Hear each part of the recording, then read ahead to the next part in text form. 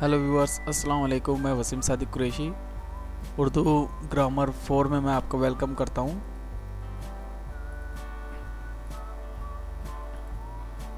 Viewers, ये हमारे कुछ चैनल हैं, आप इसको भी सब्सक्राइब कीजिए।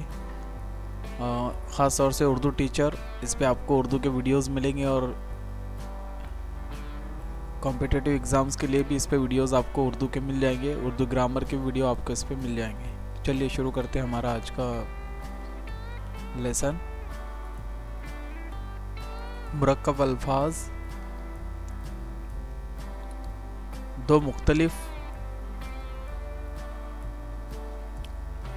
मुख्तलिफ लफ्ज़ों से मिलकर बना हुआ लफ्ज़ मुरक्कब अल्फाज कहा जाता है या कहलाता है।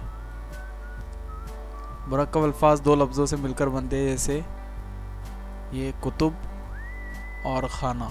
जब ये दोनों आपस में मिल गए तो ये कुतुब खाना, ये एक मुरक्कब अल्फाज है। इसमें दो चीज़ें हैं जो दोनों आपस में मिल गई हैं। खूबसूरत, बैलगाड़ी, दुकानदार, ताजमहल, शजरकारी।